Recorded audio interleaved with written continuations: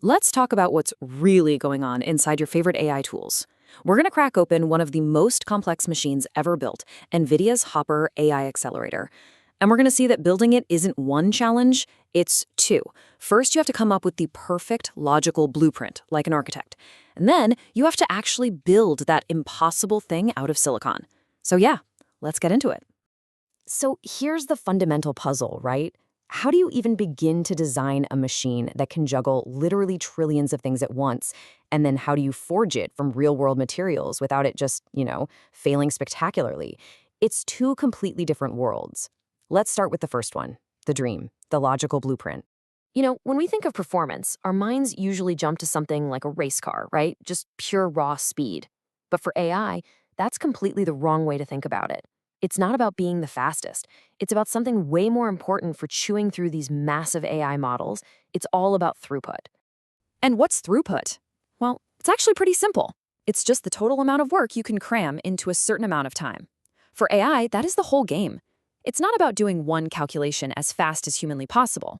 That's called latency. Nope. It's about doing millions or billions of things all at the same time. It's about being insanely productive. And this slide just nails the difference. Think of a CPU as that Formula One car. It is built for one thing and one thing only, incredible speed on a single task. But a GPU like Hopper, oh, that's a massive 16-lane superhighway. Its whole purpose is to move as much traffic as possible, all at once. And for AI, you absolutely need that superhighway. So, okay, if a GPU is a superhighway for data, how do you design it so you never, ever get a traffic jam? Well, it all starts with understanding the cars that are driving on it. In the GPU world, the basic vehicle is something called a warp.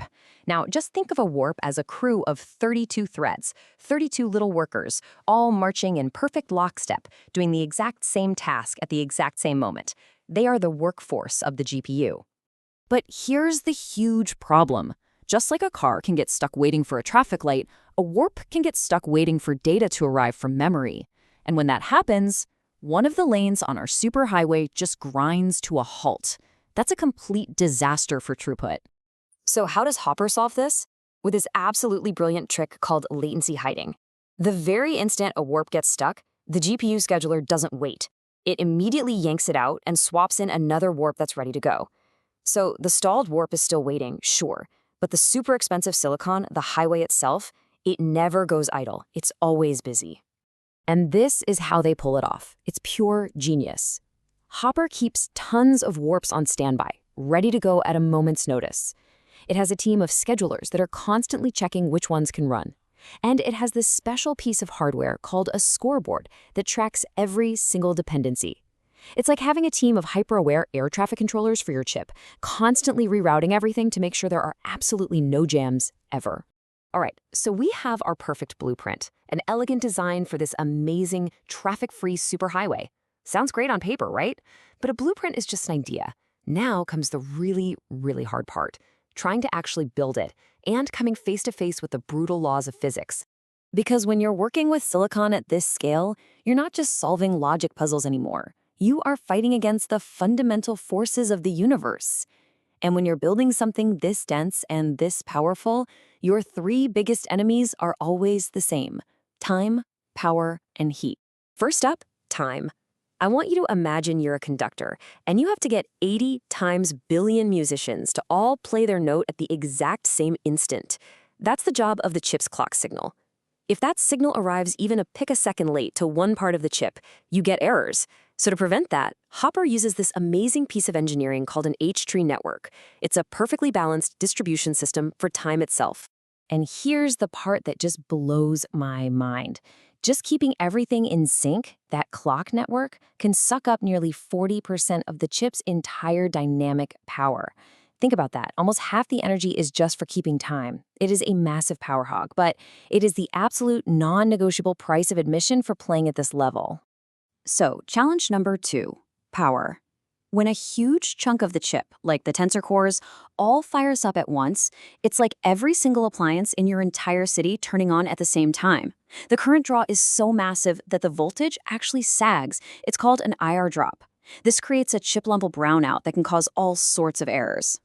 So how do you build a power grid for 80 billion transistors that can handle that kind of surge? Well, you build it like a city. Hopper has these wide metal layers that act like power superhighways, a mesh grid that gives electricity multiple paths to get anywhere, and thousands of tiny on-chip capacitors that basically act like microbatteries to smooth out those dangerous power spikes. And of course, you know what all that power creates, right? Heat. A ton of it. All that number crunching creates these intense little hotspots that get incredibly hot.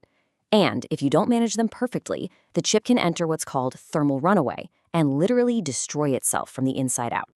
So we've got the brilliant logical blueprint, and we understand the intense physical challenges. But how do you actually merge those two worlds? Well, it's a journey from code to chip, and it's honestly one of the most complex manufacturing processes on planet Earth. This is how you go from an idea to a real thing.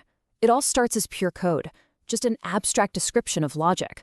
Then, through these incredibly complex automated software steps, that code gets turned into a physical layout for billions of transistors.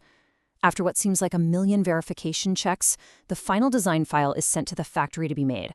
It's a modern engineering miracle. So, after all that, what's the real secret to Hopper's power? It's not just one thing. It's the absolutely perfect, obsessive fusion of these two different worlds. I mean, this slide really says it all. For every single mind-bending problem in the logical world, there's a clever logical solution. And for every brutal, real-world obstacle from physics, there's a masterful piece of physical engineering to solve it. One side can't exist without the other. And that's really the heart of it, isn't it? Hopper isn't just dominant because it has a clever design or because it's well built. It's dominant because it represents a perfect, seamless marriage of the blueprint and the building. It's where the pure world of ideas smashes right into the messy, unforgiving reality of silicon. When you think about it, it's a breathtaking achievement. And it really makes you wonder, right? As we keep pushing these boundaries, pushing both logic and physics to their absolute breaking points, what comes next? What new kinds of problems can we solve? The future is being written in silicon, and it feels like we're just getting started.